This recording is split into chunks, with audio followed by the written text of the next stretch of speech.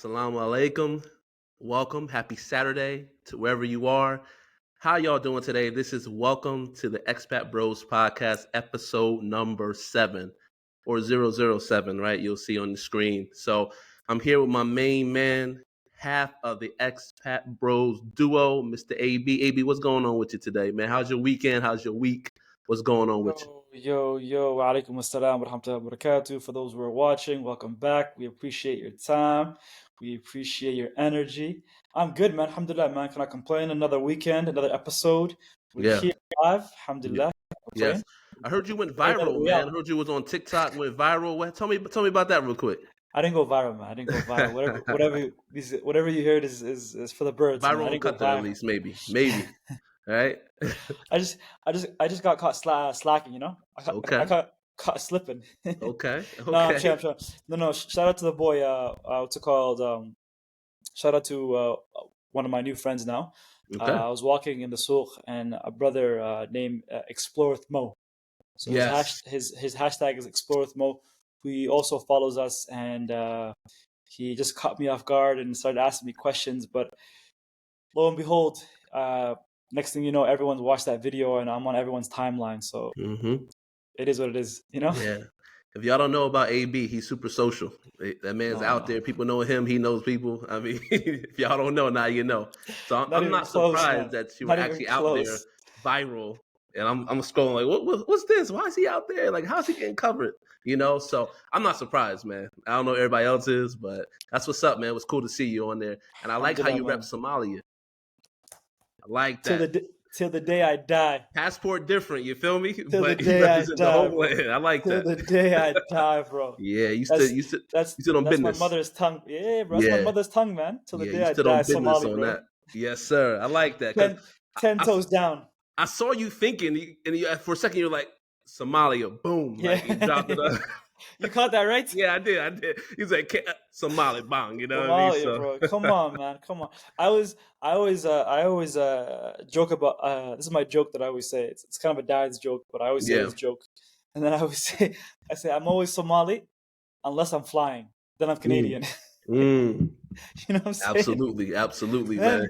Then the accent goes away, and I go fully Canadian mode. You know? Yo, I love Somali dialogue, bro. Like, I can listen to Somali people talk all the time, bro. I like it. I'm trying to learn the language myself a little bit, but, you know, I got a head start with you at least, right? Can learn some things. Oh, man, bro. Somali people are so funny, bro. I think Absolutely. Allah gave us the skill to be just, like, naturally funny and, like, Absolutely. goofy. So we're just funny people. You are. But, sometimes, man, like, you know, one thing, like, in the U.S., I always know that Somalis travel in groups. That was my first thing. Like I saw a lot of cats together. You know what I mean? So that was the first time I was like, Somalis travel thick. You know what I mean? You mess with one, about 30 of them gonna come out and holler at you. You know? So we also fight in packs as well. So you jump one, 10 of them. That's what I'm saying. I ain't gonna say it on here. 100 come. You know what I'm saying? You mess with one Abdi, it's gonna be like 30 heads on you. You know what I mean? Man. So all you hear is a bunch of warias. You know, so you hear waria. No doubt. Oh, bro. No Anyways, doubt. bro, Cool, how's your weekend, man? Talk to me. What's going on? Yeah, bro. The weekend was good, bro. You know, I'm so old now. I'll be forgetting what I did like the day before. You feel me? I'm like, what did I do? You know. But I feel you, bro. Yeah, it's like, oh man, we be moving, doing things. But today maybe we're gonna watch the game. You know, that goes into my second thing I want to talk about. We're gonna watch the game. Shout out to Qatar. Yeah. Shout out to Qatar, bro.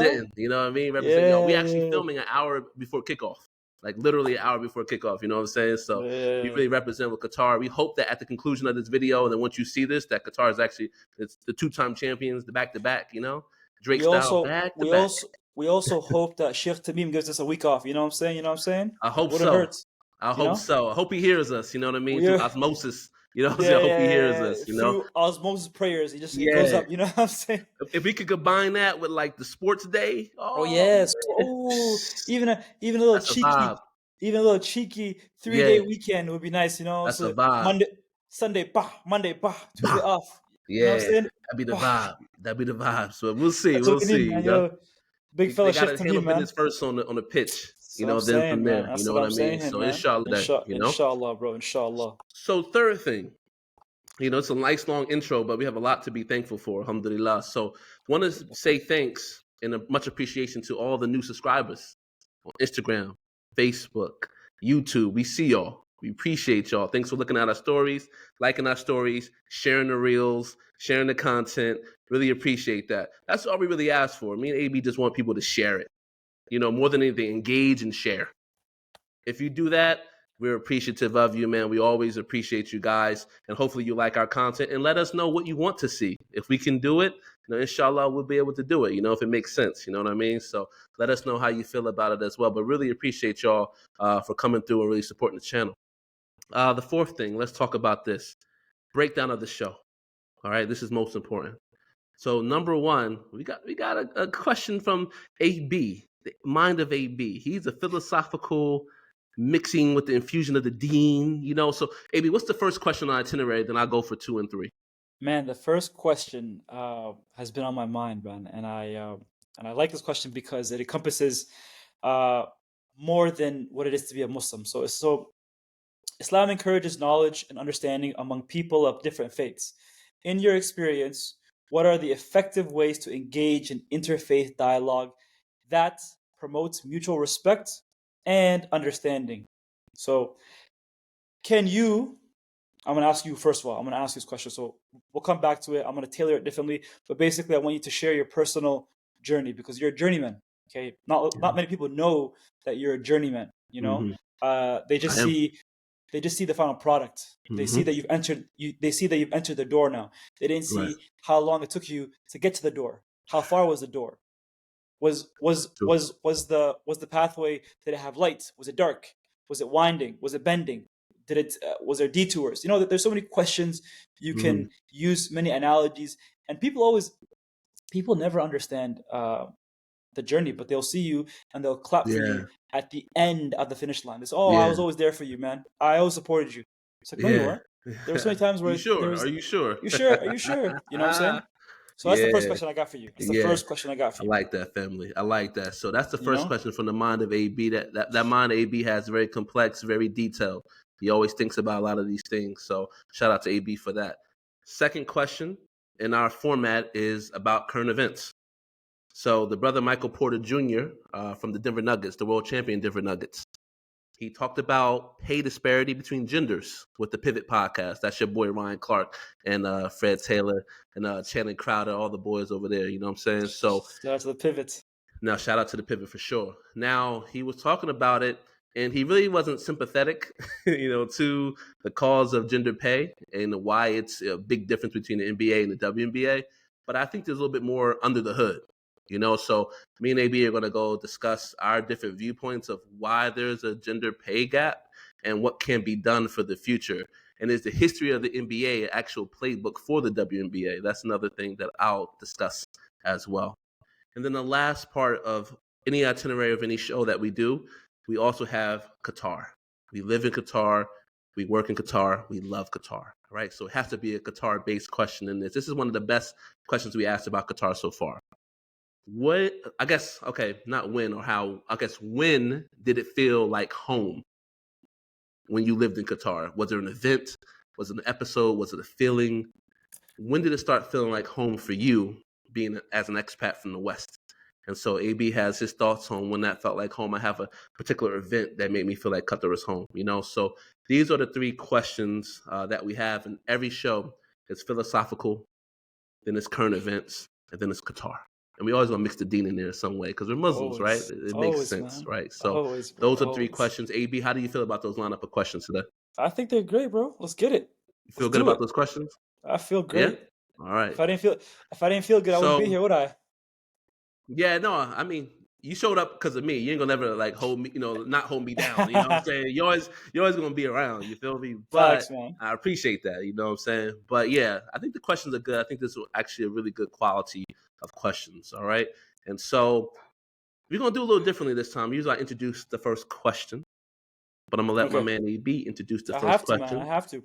But I got to do my iconic line, though. I got to do my iconic line. All right. So without further ado, let's do what we came here to do. You dig? You know what I'm saying? AB, my man, first question What's your stance on? I was gonna ask you, brother, first. So I'm gonna Okay, flip. you're gonna throw it back. I'm gonna throw it back, man. Because listen, brother, listen. I'm gonna flip. A lot of people don't really know you. You know what I'm saying? They don't really know you. And I know you're the moderator, but this question was tailored for you. And when I thought about this question, I thought about you in particular. So I'm gonna say it again. And I want you to really deep the question, all right? Okay. And basically, I was born a Muslim. So for me, my vision is different than yours. The way I saw the world is different than yours. All I know is Islam. But you had a life before Islam. So you saw it differently. So now you've you've had two channels in your life. You know? Back in the day, for those who don't know, TVs used to have 3 channels. You know, channel 1, 2, and 3. Remember that back in the day? Yes. So basically, what I'm asking you is that Islam encourages knowledge and understanding among people of different faiths. So you're one of those people. Okay, you had a different faith back then. All right. In your experience, what are effective ways to engage in interfaith dialogue that promotes mutual respect and understanding? Because obviously, it's those someone had to reach out to you to give you this dialogue to take you to where you are right now. Okay, for whatever reason, whether you coexist with someone from a different religion or that person converts, there has to be interfaith dialogue regardless. Okay, right. And then so. Can you share your story based on that? Like, what made you consider it? Who was the one that reached out their hand for this knowledge and understanding? For one, for you to seek out this knowledge, and then for 2, for you to understand this knowledge. Okay, people don't get this because it's a journey, man. It's really a journey. No, it is. This is an excellent question. I really appreciate the platform to discuss it. And I've been on other podcasts in this country. I've discussed my story, but never on our channel in depth, right? And I'll keep it, pretty short. I don't want to go on. There's so many 15 years of preparation, right? Until I made the reversion to Islam, alhamdulillah. So ironically enough, my Christian brother actually led me to Islam. Ironically enough, right? He used to be such a student of religion in general, and always was a Christian, always went to church.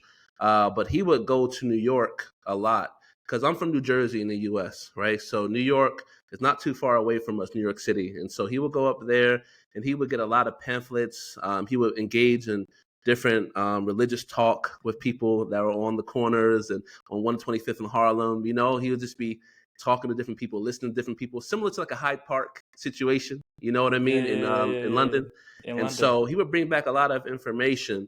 And then sometimes it would be some that were, obviously Muslim oriented, some that would be Christian oriented. And then some things just to make you think about life in general, right? Like some lessons and advice, things of that nature.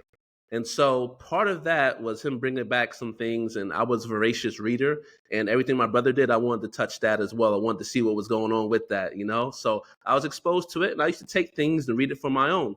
And some things were Muslim-based. Now, the convergence of that is beautiful because also Malcolm X was on my mind heavy at that time. I just finished reading the autobiography of Malcolm X. I just finished reading Makes Me Wanna Holler by Nathan McCall. These are 2 iconic books that made me start thinking about my identity as a person. And I knew ever since I was like 15 or in high school, I just knew that Christianity wasn't really hitting me in my soul the way that I needed it to do. But I didn't know what the next alternative was, nor was I a person who wanted to take too much time into exploring that. I didn't know what I was going to do next. I just knew it wasn't hitting me the way I needed it to. And so after seeing how powerful the Hajj experience was for Malcolm X, it's the first time he actually sat next to a white man and didn't call him a devil. It's the first time he sat next to many people around the world who were Muslim just like him, and it crossed across all races, across all like heights and weights and faces and looks and geography. Islam was just so expansive. This is the first time he actually saw that when he went to Mecca. So I was like, man, if this can transform a man like this, who was so rooted in the Nation of Islam, so rooted, I said, man, I need to think about Islam a little bit, The other part that I didn't mention in other podcasts in this country is that part of my family is Muslim already. I have family that are already Muslim, but for me, I didn't go to them right away because I didn't want to feel like I was being recruited to Islam. I wanted to make it on my own. I wanted to figure out stuff on my own. If I need to ask them questions, sure, I'll ask them questions. But I wasn't trying to say, hey, can you tell me everything? And then, I want to be recruited into Islam or whatever mosque you're going to, I want to go. I wasn't like that. I just wanted to do it on my own at my own pace. But I was already exposed to Islam and how disciplined a lot of my family members were and some of the things and the ways that they thought differently than a Christian would, right? And they always said that there were parallels between Christianity and Islam. They always said that, right? Mm-hmm. It's like we're not the enemy of, Christianity. We just believe that there's certain differences, between both faiths. So that was number 2. And then I just think over time, as I went to church, and nothing was hitting me the way I needed it to be, it was just more so of going to the mosque myself and letting me see it as a bystander. So I used to sneak into mosques, especially after college, and just sit back and look and hear what's going on and get a vibe of communities and things like that.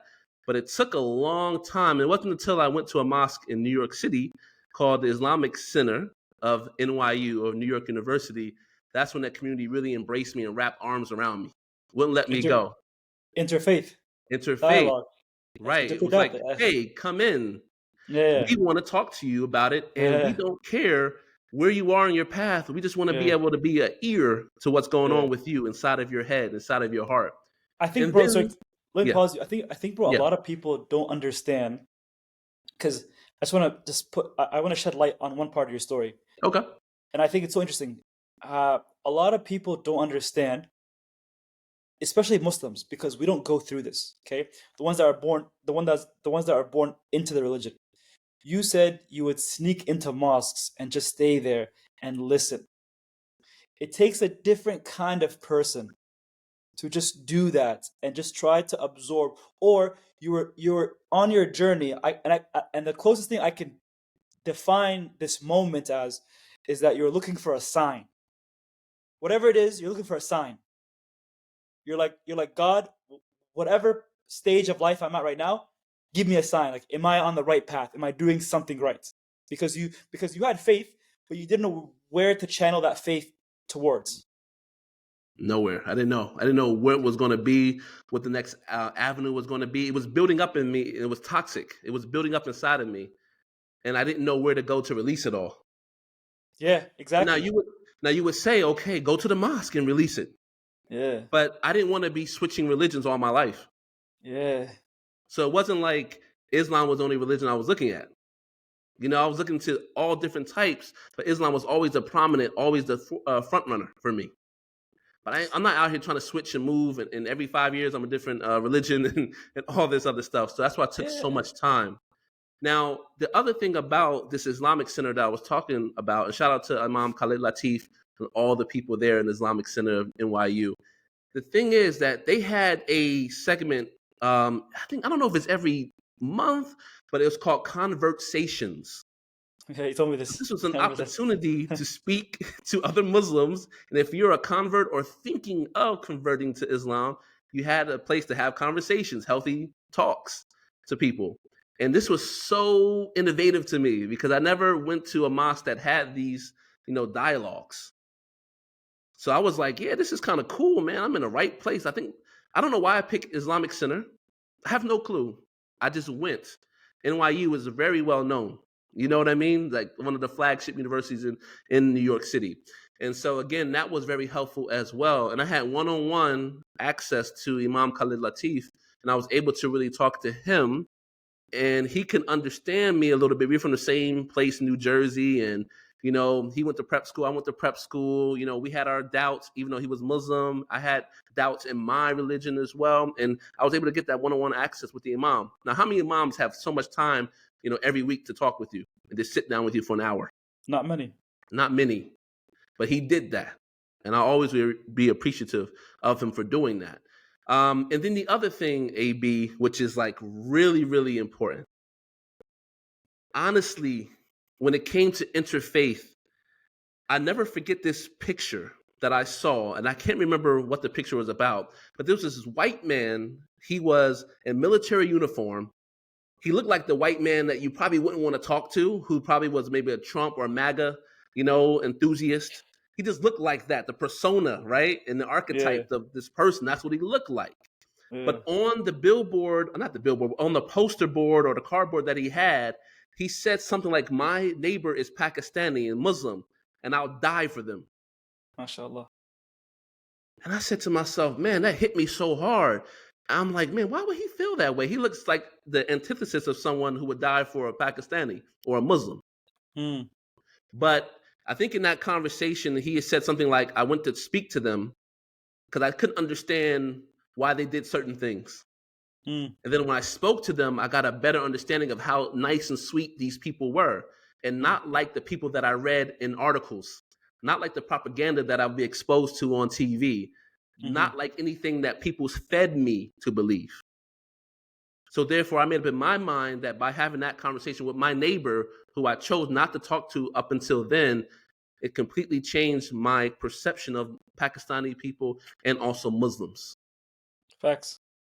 So that forever changed me, and I feel like we're a conversation away from taking the hate out of our heart.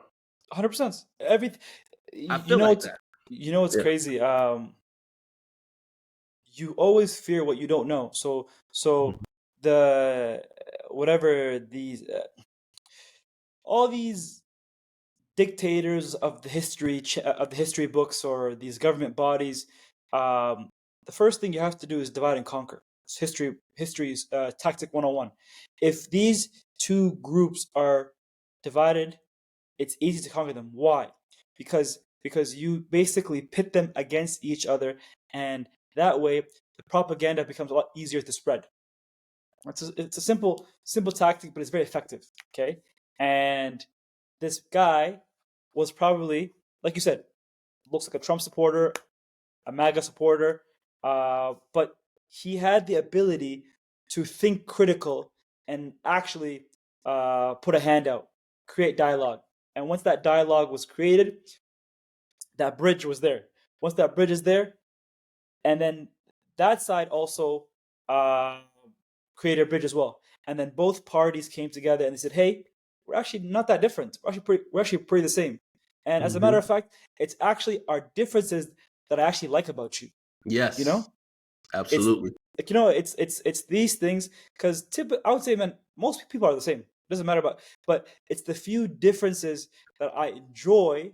That I'm like, hey, you know what, man? Like, your food's actually good. Or hey, you know what, man? Like, I like how you do this. Or but people focus on the wrong things, and that's how hate is created, animosity is spread, and so forth. Yes. And you know what, AB, I'll just give you one more interfaith experience that I had as well. When I was in New York City, I actually lived in a predominantly Jewish neighborhood. All right. I didn't know it at the time, but I found out that it was. And my mindset, being someone that's a revert, it wasn't a mindset of like, I don't want to talk to them. Maybe a little bit like I don't know about them. Right. And so maybe I'll stay away. But I remember one time going downtown to the little town that we lived in, and it was like a bagel shop or a cafe or something like that. And it was this older Jewish man outside, and he would talk to me, and we would always talk to each other every time I see him. And then one day I actually sat down to talk with him or whatever, and he asked me about myself, and I told him I'm newly, revert to Islam and things like that. And so he jokingly said, well, why would you want to do that? I was like, well, because, it was in my heart. It was a journey that I was going through, and alhamdulillah, 15 years later, I found it, And he was like, but you're a black man, so you're going to have 2 strikes on you now. Oh, And, okay. And it wasn't like he was saying it in like in a rude bad way. No, I know exactly what he's saying. Yeah, he was just kind of creating dialogue and being like snarky and funny at the same time. And he was like, "Hey, man," he shook my hand. He's like, "Hey, I'm proud of you though for that." I said, "Why?" He was like, "Well, you believed in something, you know the consequences, but you still went forward. You didn't know exactly what was going to happen, but you still went forward, and that's a heavy bar. Man. That's a heavy bar, man. Yeah." He's like, sometimes people, they know what's going ahead of them, and they'll just stop.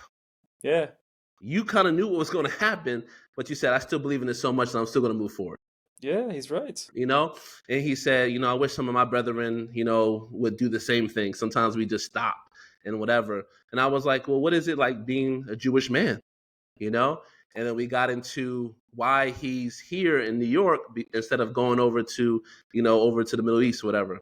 And he would say, like, I'm here in New York because, I this is my home. He said, think about something. He said, us as people, we get a lot of flack.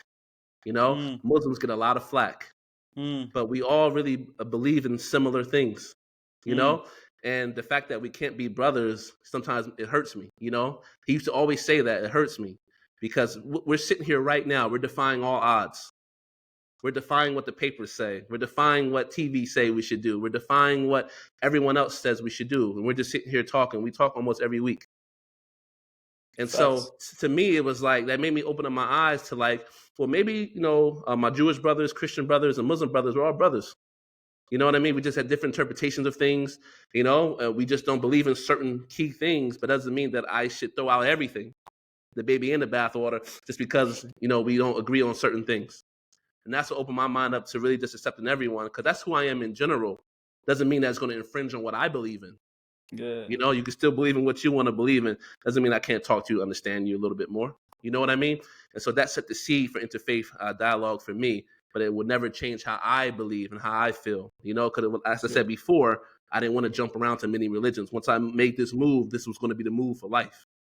You know what I mean? So that's a little bit of my story. So how do you feel about that, man? I don't know if I went too long or no, whatever, but I hope it makes sense, This question, bro, was tailored for you, man. So don't worry about it. Thanks. So it was tailored for you. It was the question that I had in mind. And this concept of a journey, I've been very lately. I've been heavily infatuated by it because you can go. It's such a simple question, but you can go about it many ways. But the first thing I want to say is, number one, the reason why I asked you this question is that we've been focusing on like a lot of places or a lot of regions who've had a lot of converts or reverts, right? And a lot of people don't know, or a lot of people forget that Islam was built off the backs of converts. Okay. Facts. 100% facts. If you really deep it, the best of mu'mins, not even Muslims, the best of mu'mins were who? Were the Prophet's companions. Yes. You know what I'm saying? Yes. And his companions did what? They converted or reverted into Islam. So this deen or this ummah would not actually, sorry, astaghfirullah. This deen would exist because Allah brought up Islam, the religion. But this ummah was created off the backs of these men and women who've given their life to what we have today. The growth. Yes. Everyone goes like, "Oh, Islam's 2.2 billion plus people are. It's the fastest growing religion." Yes, but why? Okay, it's based off the foundation that these people in the past have created. So you must give homage where homage is due.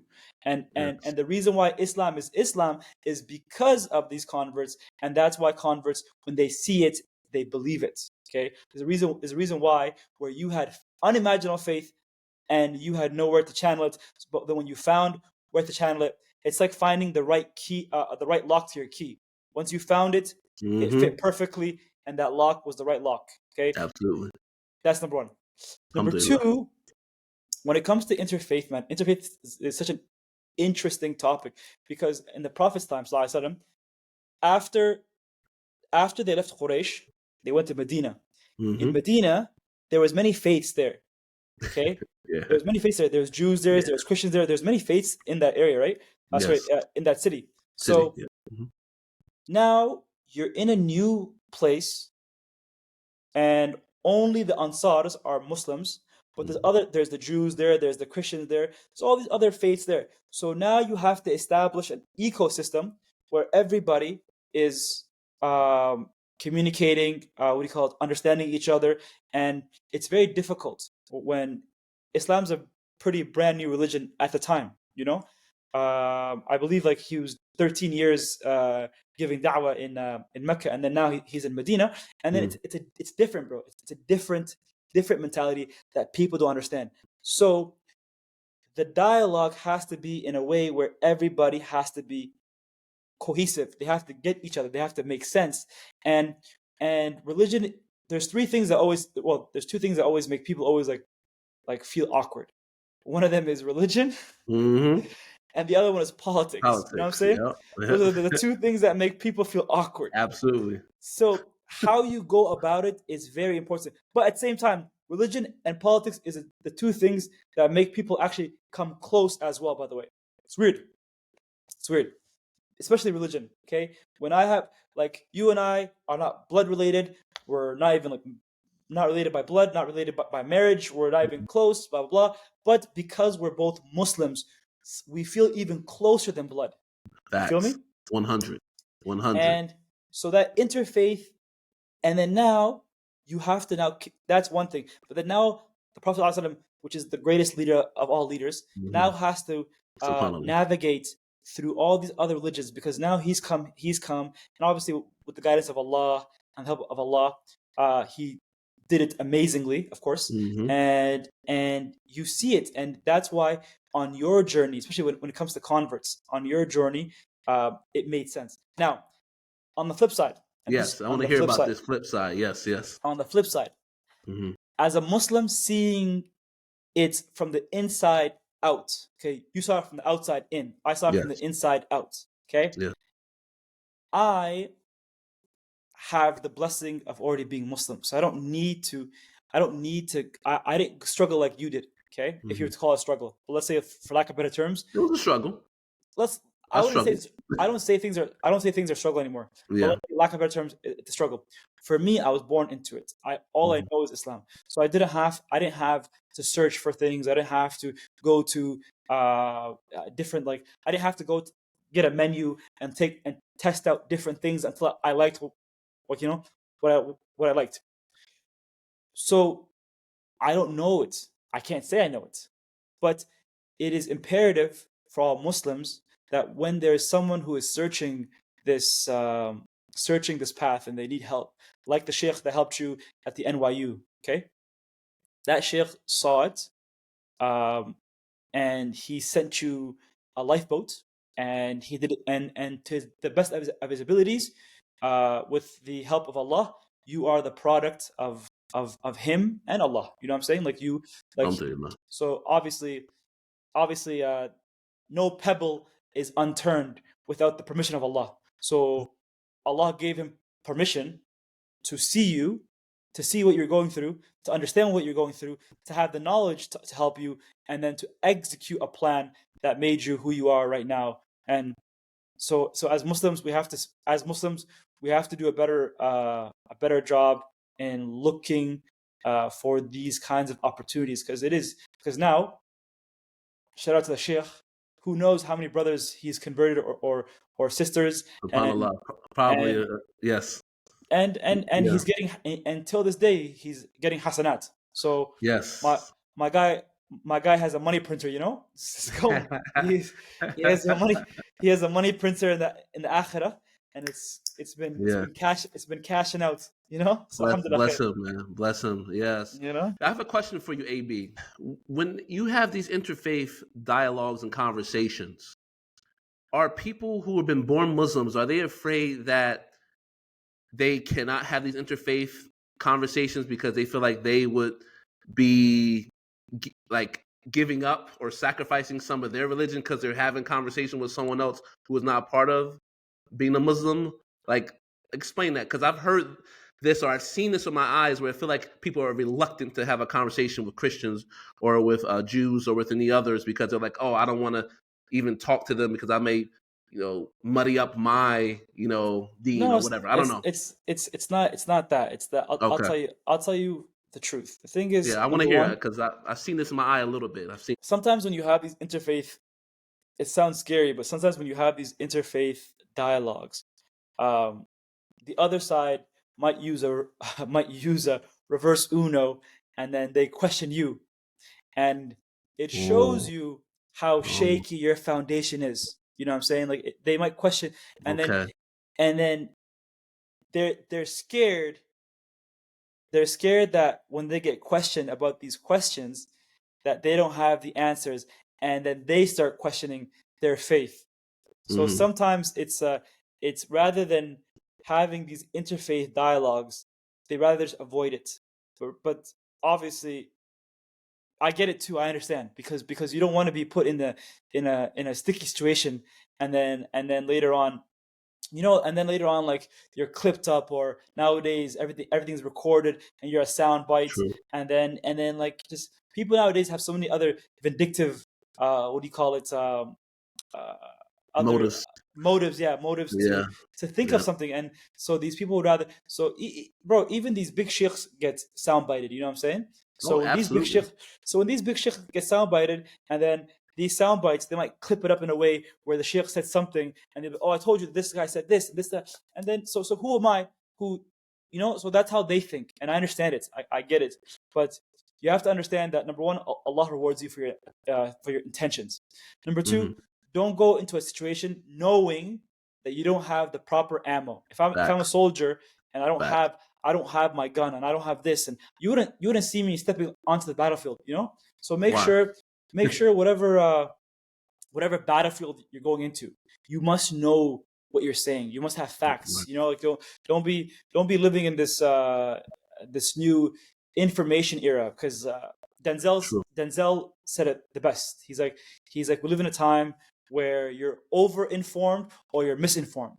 You know what I'm saying? So the ability to siphon through information is a huge skill to have nowadays, because there's so much information and you don't know what's the truth or what's the lies anymore. You have no idea, and it just takes and obviously it's so much easier to lie nowadays than tell the truth. So that's the thing. That's the thing, bro. And then the person's their inside gets shaken, and fate's one of those things that's a house of cards. So if you remove it, and it just, and that's what the shaitan wants. The shaitan wants that shakiness. He wants it. Once you have that shakiness, then it's a wrap. It's finished. Compromised. Yes. Compromised, man. Yeah, it's definitely compromised. But if your foundation is made of cement, right, no matter what the big bad wolf does, whether he blows, that foundation won't stop. You feel me? Or even if it's built to withstand natural disaster, like it sways and moves, but it still stays intact. Because we're not always going to be solid 100 on our square. No, bro. We can move a little bit, but we're still going to stay intact. You know what I mean? And built to withstand any type of natural disaster. So that's also important as well, because cement could crack. Cement cracks, bro. Yeah, you gotta be able to move, bro. Yeah, then stay intact though. Like, all right, you hit me over there, boom, over there, boom. So yeah, I hear what you're saying on that. This is a good topic. I hate to close it out on this one, but you still got a couple more questions, in the vault. You know what I'm saying? But this is really good. I appreciate you giving me the platform to discuss my journey and to let you know Interfaith and how it means to me and what it means to me. And it was good to see it from a born Muslim side. It's essential, bro. It's essential. I'm telling you now, bro. Interfaith, the reason why we can have these conversations is because one person took the leap of faith to have interfaith dialogue. You feel me? Yes, absolutely, my brother. Absolutely. All right. So that will close out the first question. It's an amazing question. Thank you, AB, for dreaming that up. So that was really good.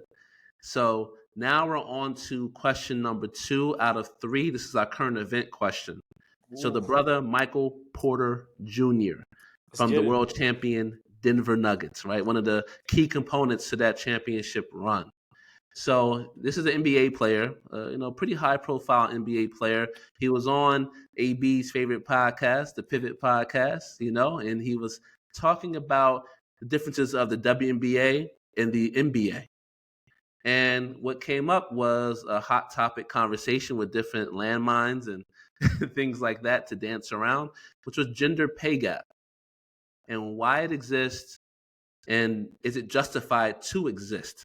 And so I wanted to talk to AB about this and to see if it's really fair that there's a gender pay gap between WNBA and NBA.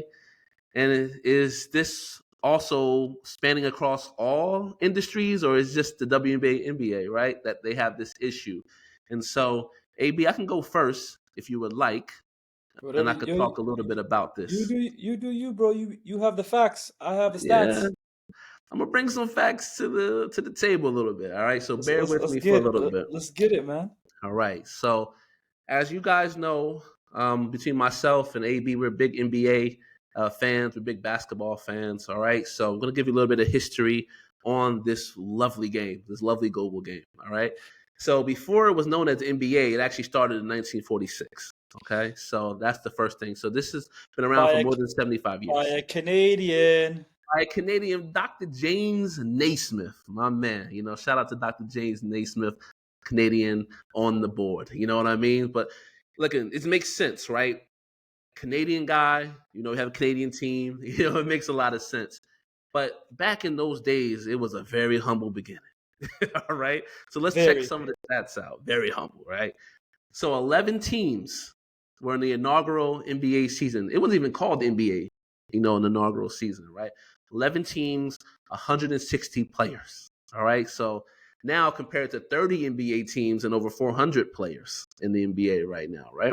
Okay. Number one, there was no shot clock, no 3-pointer, no dunking, and it was segregated. So it was a very different type of ball game at that time. Right? That's a big asterisk. Yeah, it's a big one. It's a big asterisk. The best of the best weren't playing. You understand me? And it wasn't an international feel to the game either. So no Lukas, no Dirk Nowitzkis, no Manu Ginobili's, no Tony Parkers, none of that. No Jokic, none of that. All right? Other thing, the first player who scored a point in NBA, he was paid $60 a game. $60 a game, all right? So in the early years, for them to save money, they actually reduced their season. It went from 60 games to 48 games, right? To reduce the amount of money and expenditures they would have to pay throughout the season, all right? And then actually 4 teams folded in year one. So out of 11 teams, only 7 were existing. You know, they folded, right? So it was tough, but gradually, they have gotten better. So now let's fast forward to 70-71. That was a wild soundbite. To the 1970-1971 season, right? You better clip that. That was a wild soundbite. yeah, you better clip it. All right. So now this is where it gets good. So in 70-71, I got my notes up here, right? 70-71. I have to read this right. So in this time, this is when the NBA expenditures, but also the revenue started getting bigger. Right, and we started seeing. By the way, just to paint the picture, the NBA already had superstars. Mm-hmm. You had Bill Russell. Mm-hmm. You had Wilt Chamberlain. And you have Kareem Abdul-Jabbar. And you had a big guard named Oscar Robertson. Never seen a big guard like that before, right? These are all legends. So it wasn't lacking of superstar power, but it wasn't making money. Mm-hmm. Wasn't making money. Okay, the big thing that happened. NBA merged with the ABA and now became a superpower league because the ABA allowed you to dunk. They were shooting 3-pointers. You know, they had a lot more talent out there who had fun. So the NBA wasn't known as fun, but the ABA was known as the fun league. So they merged together. And then the second thing that happened, to me, makes it feel like this was a destiny for the NBA. You had Magic Johnson and Larry Bird. Now, say it how you want. America's always divided by race. Facts. So who's better? I got my black people were with Irvin Magic Johnson. A lot of white people said, I'm rocking with Larry Bird. And everybody knows in America, sports is always the great white hype or the great white hope. They always got to be like a great white athlete, right? Yep. To battle, right? And people want to see that. So there was a lot of contrast and polarity between that. But then the young superstar named Michael Jordan came in. The world has never seen anything like it. And then on top of that, what people don't understand is in 84, in the same year that Jordan was drafted, a young, ambitious front office man named David Stern became the commissioner of the NBA. Now, the whole business model changed. You have salary cap, right? So now the teams are more competitive. There's competitive balance, as they call it. Now you have, I'm saying the draft lottery. So now you just can't tank and lose games to get the first pick. Now there's a lottery process, right? Each year to get the first pick. Now we're looking at changing marketing, and this is the biggest thing. The marketing and the business model changed under David Stern.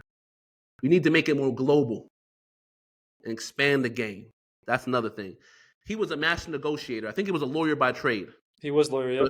He was yeah, lawyer. I believe so. And rest in peace, David Stern. We're putting a lot of respect on your name today.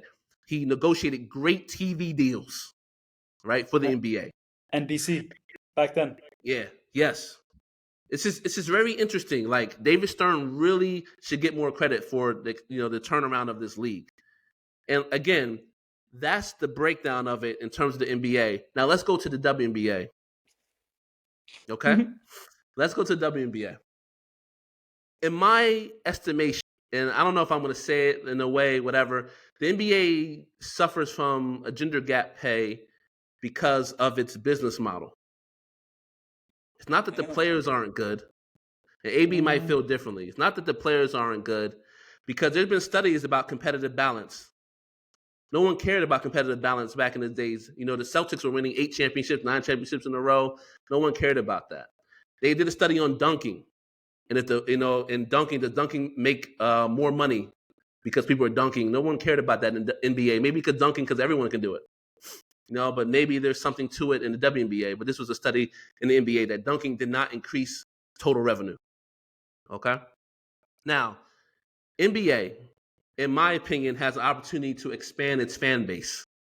It only makes sense that if you have sports teams in the major leagues, when I'm talking about Major League Baseball, NBA basketball, and NFL, you should have teams in those markets because it's proven that there's a market for professional teams. If you look at the WNBA, there's not as many teams in those type of markets, and they're not necessarily engaging with those markets enough. And maybe it's a marketing issue, maybe it's a team-based issue, but they haven't expanded their fan base enough, in my opinion. Number 2, your best players are overworking themselves. They're going to Russia to play to make more money than they make in the WNBA. Brittany Gardner, shout out to BG. Yeah, we saw, shout out to Brittany Griner. She was in Russia. She got caught up out there, but she was only in Russia in the first place because the preeminent league in the world, this is what we think of the WNBA, the preeminent women's basketball league, couldn't pay her enough in her season to make a worthwhile living or to pay her that wage that she deserves. So Diana Taurasi, Brittany Griner, all of them go overseas to play in Russia. Sometimes they stay out and pick different games they play in the WNBA so they're more fresh for the bigger contract in Russia. That's a problem if you can't pay your players what they're worth. The NBA, from the collective bargaining agreement, they pay their players 50% of the total revenue. In the WNBA, it's 10% of the total revenue. You get what you bargain for, right? That's another thing. The facilities are not upgraded. I think it was Chicago Sky, and Candace Parker talked about this. They were the world champions in the WNBA, and their practice facility was a public recreation gym in Chicago. This is the world champion of the WNBA. That's something to be said about that, right? And the logistics to travel.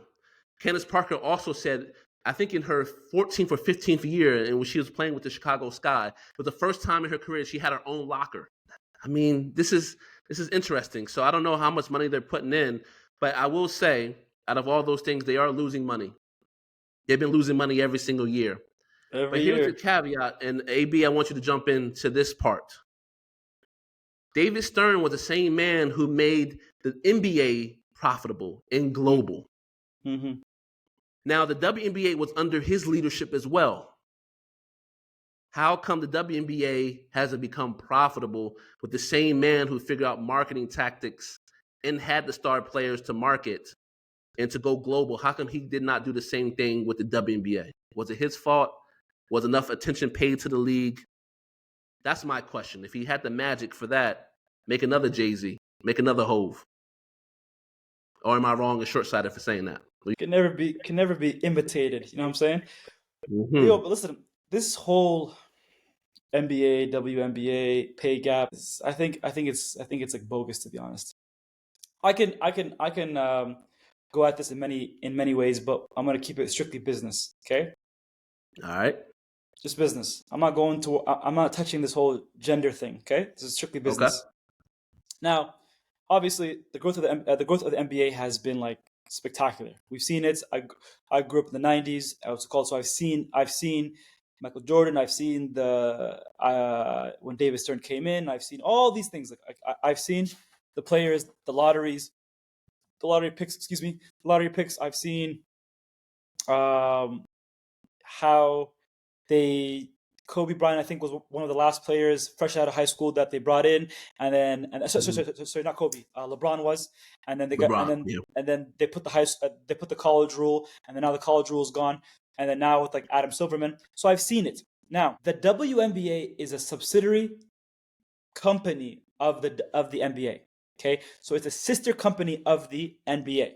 Okay, now we need to ask this from a business point of view. Okay, we've seen the numbers that the NBA gathers. We've seen from merchandise to sales to ticket sales to TV. It's called TV. It's called contracts. All these we've seen it.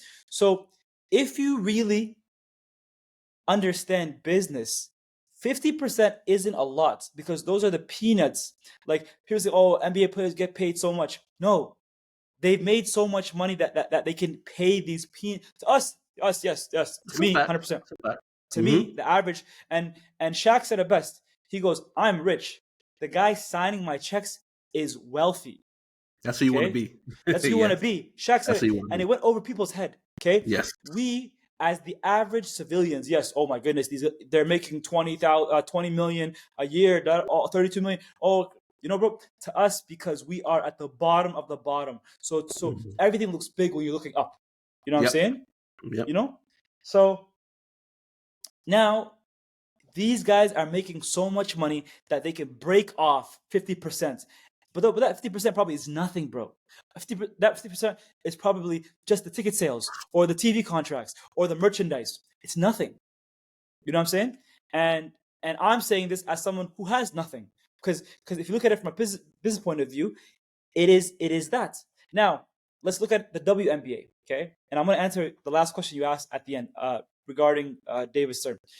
Now, they earn 10% of the earnings, okay? Now, what are their earnings? Are their stadiums packed? Are they selling merchandise? Are they selling jerseys? How are their TV rights? All these things, because it's business, bro. It's not a gender thing. It's a business. I agree with you on this one. So it's and maybe probably, bro, that 10% is probably only earned by the top tier WNBA players. So like basically the ones what's the one in Vegas? Elena Delle Donne, Taurasi, Kelsey Plumlee, Sabrina Ionescu, and those are the people who can garner those things, because people go Asia see Wilson. them go play. They don't go watch the team. And I only know these names, and I'll be honest, because I'm not a casual NBA. Keep it funky, man. I'm not a casual NBA player, and I'm not saying like some of these girls could probably shoot lights out against me.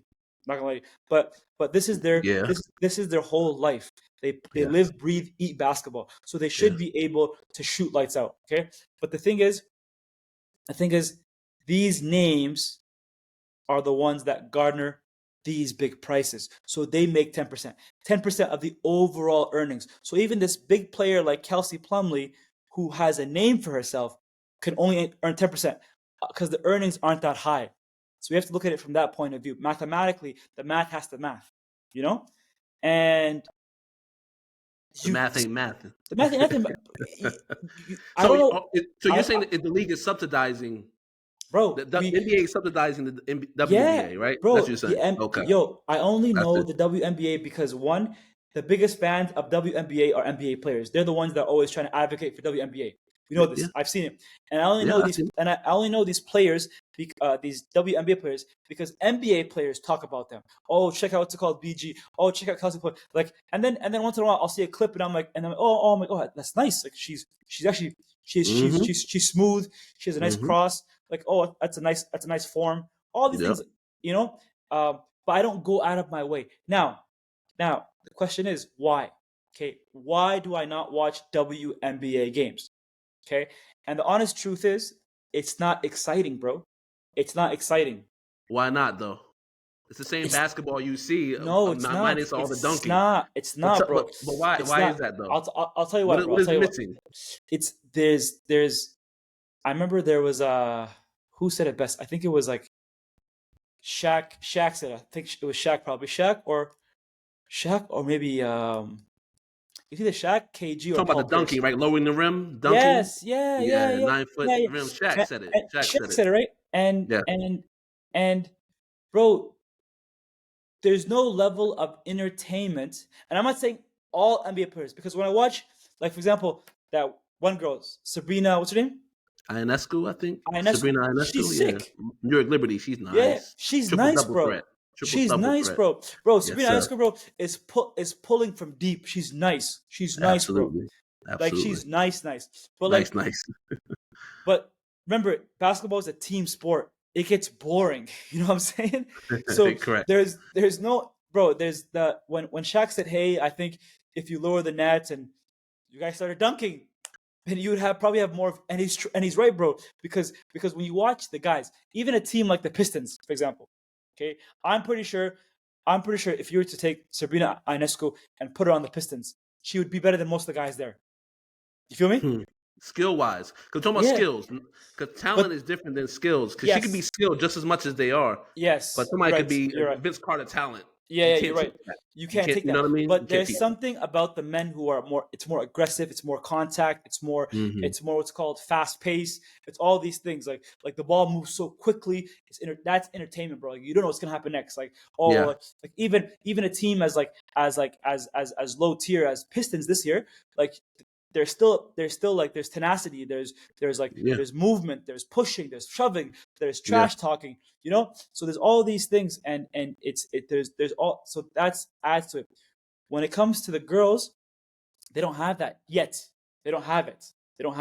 Okay, and that's why Shaq said, "Hey, lower the rim." But then if you saw her reaction, who was it? Candace Parker. She got offended. Like he was, absolutely. and he was, and the funny thing is, Shaq actually promotes the WNBA. He promotes. He does. He advocates for it. So he has a daughter who's amazing. She's a top 50 talent in the high school right now. She's amazing. I don't know why the girls, and I feel like the girls in the girls in the WNBA feel like they're playing with a chip on their shoulder, but they're not, because their biggest supporters are the guys who play for the NBA, and they're saying, "Hey," and a lot of fans like us who watch the NBA regularly tune into the WNBA because our favorite NBA player says go watch the WNBA, which we do, or go catch, or shout out to Kelsey Plum, or shout out to Sabrina Ionescu, or you know what I'm saying, or shout out to Candace Parker, like, or Skylar Diggins. Like then we're like, oh, who are these guys, or these girls? Then we check them out, and they're like, oh, they're actually nice, you know.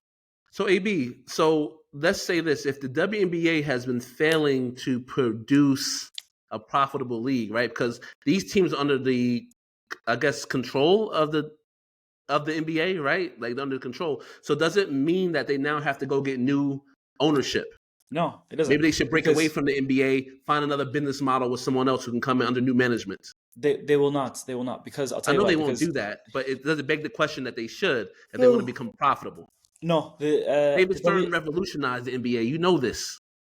That's the same thing need to happen for WNBA. Different market. It's all about marketing, man. Like changing the narrative, right? It is. But the thing is, it fits perfectly with the NBA's portfolio. Whether it's losing money or it's making money, it doesn't matter, because hey, we're a one-stop shop. We got guys playing, we got girls playing. Look at us. And then they can like promote to young boys, go to the NBA. They can promote to young girls, go to the WNBA. So they are the only ones that sell in the corner. You know what I'm saying? So what you want? Do you want you want chocolate chip? Or you want Oreo? What you want? Right. I got you. Okay. You know? It's how it is, man. It's like you want it, I got it. I see. Like I see. Maybe chocolate chip is a fan favorite, but an Oreo is actually here expiring. But guess what? I still got Oreo. So what you want? All right. I see what you're saying. I feel like there is a young girl now. You're talking about dunking, right? There is a young girl now. I think she's in 11th grade right now. Her name is Toby Fournier. I seen it. Man, she's doing some wild in-game dunks. Yeah. You know, I was like, wow. I saw Fran BLB. She was at Stanford. I don't know where she is now. And then Toby's doing it even easier. And so as men have evolved, where you see these Kevin Durant's and these Giannis's and things like that, in grade maybe 7, the women are evolving. In grade 7, bro. These I don't know what they're feeding these kids, man. Like I don't know either. These new breeds of human beings. Yes, I don't know where they get them from, who their parents are. These are different molds, different archetypes, like all types. But I see the women's game evolving too. You know, and I understand some people would say there's a lack of quality as maybe the NBA is more polished. And I've seen some of that, you know, but these are still talented women. I think it's just a business model. It's not gender pay. I hate that term. It's not gender pay. It's not gender pay, bro. It's business. It's business, bro. Yeah. I think we both agree on that. Listen, bro. It's business. Mm-hmm. Any businessman, it's purely business. If you are not bringing me the money to pay you, then whatever you bring me, your cut will be smaller. It's that simple. Yeah. There's nothing. And the funny thing is that 50% that the NBA players are getting is peanuts to what the actual top dog is making. And he's probably out of all of the revenue streams from the NBA the owners are making, maybe that 50% is from one revenue stream from it. These guys are caked up, bro. People don't understand how, like, that's why like remember back in the day when the former LA Clippers owner said that those things that are racist, and Donald Sterling, and they tried their hardest. They were trying their hardest to get him out. Okay, and they only got him out. People are all like, people did it, and it's because of pressure. Bro, he's a billionaire. You think he cares about what you think? He doesn't care. What really got him out was he sold that team for like $2 billion from Steve Ballmer. Come on, you think you really hurt his feelings? Come on, man. Like, let's keep it real. You don't think the NBA found someone that can buy it from him? Yeah, right? Exactly. They were motivated too. And Steve Ballmer right now is building a brand new stadium now. So because LA Clippers and LA Lakers used to share a stadium, and then now this guy has so much money, because I'm pretty sure that was probably his contract. They said, hey, listen, pay this guy out. You become an owner, and then a couple of years, you can you have to fund and build the new stadium for the Clippers, and that's another revenue stream because now that they used to share that stadium, right? Yes. But now with the whole new stadium, now you can create some kind of dialogue. Which one is the true Los Angeles team? Who buys more jerseys? All these things, bro. It's marketing, bro. It's all marketing. It's mind games. Yeah, that's what I'm saying. It's all marketing at the end of the day. But you have to have the product. And I believe both leagues have the product, but I think it's the business model. I think it's the marketing that's lacking. That's in my opinion. But the WNBA needs to be marketable. They have to do something to market. There has to be something where people where I'd be like, I can't even tell you, bro, like, who has a Kelsey Plum jersey. I'm not even lying to you. Or you know what I'm saying? Like, there's and the same people that are crying or virtue signaling, oh, this is a gender pay. This is a gender pay. All right, if it's a gender pay, then go support them. You go watch the games. Yeah, this is my argument too. Like, go ahead and put that money and go watch the game. There's a lot of girl dads now. You know what I mean? Like, there's a lot of them that would go bring their daughter to the games, and I haven't heard many of my friends who have daughters say I went to a WNBA game. I haven't heard. Bro. No, there isn't. I haven't heard it. I don't know why. And their girls play basketball. I haven't heard it. There's none, bro. There's none. Man, this is a great topic. I don't want to move on from this as well, but we have to. I see Maghrib coming down the pike. True. And the game is starting soon. It's getting dark. Yeah, you got to run too, bro. It's getting dark. Yeah, I see it out here. All right. Yeah. So the last topic. We have to talk about Qatar. You always have to talk about this beautiful country that we live in, right? We got to talk about Qatar. And so the topic of this question is simple. When was a time when you felt that Qatar was first home to you? When maybe something happened, maybe there was a particular episode, maybe that there was a, silver lining or a moment. I want to know that from you, AB, first. If you can go ahead and let us know, when did Qatar feel like, quote unquote, home to you? And how long have you been here, by the way? We want to state that as well. I'm an old man, bro. I'm an old man.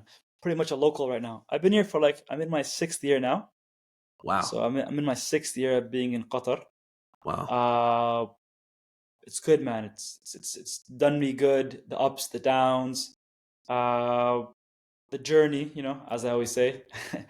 And there's many moments where I felt like this was the right place, but when you look at, first of all, no place is perfect. Okay, no place is perfect. Facts. Every place is gonna have problems in varying degrees, So, and one thing I like about the Middle East, which I also hate about it too, because it's a double-edged sword, it's that everything here happens in very slow motion. So in the West, everything is go go go go go, and I appreciated that for certain things. But here, everything is in slow motion. The way they walk, the way they talk, it's stress. Stress comes at you in slow motion. It comes, but it's a bit slow motion. You know what I'm saying? It comes in like a gentle waves. Sometimes they're hard waves, but at times they're heavy waves, but they're still coming in slow motion. But I felt like this place was home when I just felt safe and secure. Yes, at times do I get homesick? Do I miss my parents? Do I miss my siblings? 100%. Everyone does. Because those are missed connections that you miss, and only someone who comes from abroad knows this feeling. Because when you go back home, you see all the life that you missed. You see your nephews and nieces that they've grown. You see your parents getting old. You see you start noticing a lot of details. Like when I went back home, I like to spend as much time in home as possible. Like when I go back home, I like to stay home because I want to stay close to my parents. And time is one of those things now where you realize you really don't have much time, to be honest. Time and I want to give as much time to my parents. So I was chilling with my dad, and all of a sudden, my dad's talking to me, and I'm looking at the man, and then I see gray hair and his mustache, and I'm like, that wasn't here before. That wasn't there before. And and he's talking, by the way. My brain is listening. I mean, I'm listening, but my brain is on autopilot. It's thinking about something else. And I'm like, damn, man, have I been that gone where my dad's aging now? And then it dawns on you, it's like, whoa, it's like I've really been gone far. But on the flip side, when you come here, you enjoy it, and you want, to the point where now I want to bring my parents here. I want to have them settle. I want to have them stay. I want to have them chill. I want to have them in Canada, we call it spring birds. So what's it called? We try to hide from the winter. So I would love to have my parents come. I'd love to have my parents come in the winter, in the Canadian winter. Have them come here, have them chill in our Qatari winter. You know what I'm saying? And they get vitamin D. They get sunshine. They chill. The weather is good. And then when it gets hot here, they go back to Canada and they have the summer over there. So they're always in a relaxed moments, and that's the plan. But in terms of bro, it's safety here, man. It's safe. It's chill. And if you really think about it, it's better in so many other aspects in the terms of just the calmness. If you want to ball out, I guess if you want to ball out, obviously then you're stressed. But if you live within your means and you're relaxed and you're chilling, it's good, man. It's really good. That's what home is. That's what really home is. A lot of these people, and you and I spoke about it, people are stressed because they're trying to keep up a lifestyle that they don't have the funds for it. That's a fact. 138.5%. You know what I'm saying? That's a fact. A lot of these mans out here, bro. A lot of these mans out here, bro, got gray hair, or they're stressed, or their hair is thinning because they're trying to keep up a lifestyle that they cannot fund. They cannot keep up, and they're not happy. Wife's not happy, but if you stay close to the deen, keep 10 toes down, and you play within the lines that were meant for you, then bro, then you're good. Everything's Gucci. Yeah, definitely. Over leverage, I see it. That's it, every bro. single day in this country for sure. Yeah, I appreciate that, man, that reflection.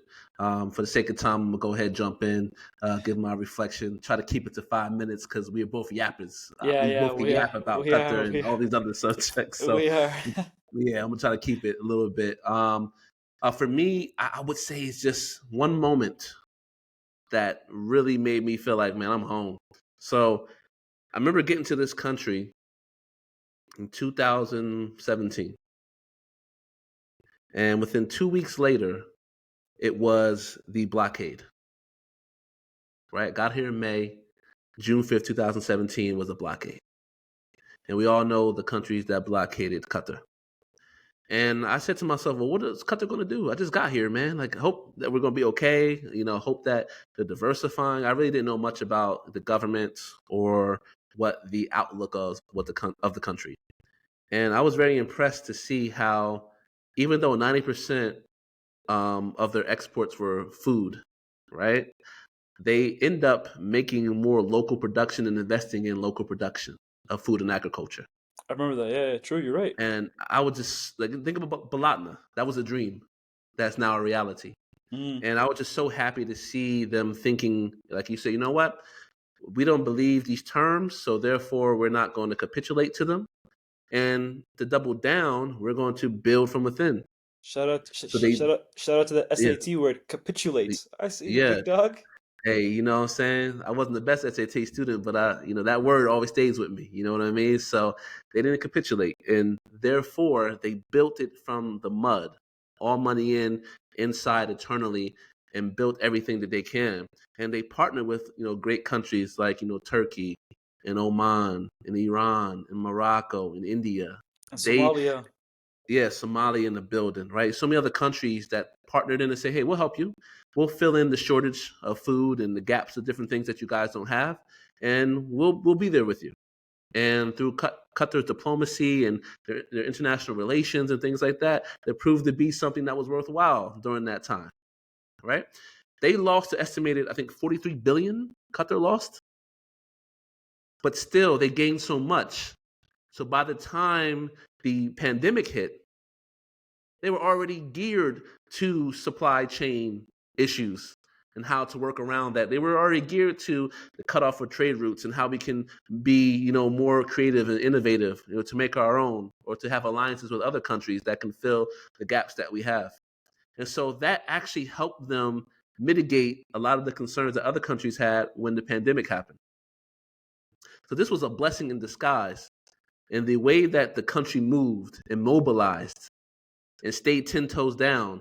And then let's not forget the capping moment of all this was winning the AFC Asian Cup, which they're in the finals in, and they're going to play, inshallah, the next 45 minutes. That was like destiny right in your face. All these people saying we can't do it, and we won this match too. And we're going to continue winning. You know what I mean? And it's great to see that these countries are now restoring their relations and are better, after this moment. But to me, that's when I say, hey, look, I'm with them. 2 weeks in, I didn't know what was going to happen to this country. I didn't know if I should go back or whatever. And look what we see. They came through during the blockade. They came through during the pandemic. With Allah's grace, there's nothing that can't stop this country. Facts. And to me, that's what made me say this is home, and this is going to be my new home. And as more and more every year that we're here, obviously it's home, But this never will be a replacement for what's in my heart. My parents, my friends, my family, back home. Love them dearly, But when I lay my head down and I look at, okay, maybe there's another job that can pay me more money. Or maybe there's something else that I can do in another country. Or I like this over there. I kind of stop all that and say, I look at my wife and I'll be like, hey, you like it here? Yeah, I like it here. Why are we looking? Let's stay. We love it. We don't want to, look at the grass is green on the other side and it's not green.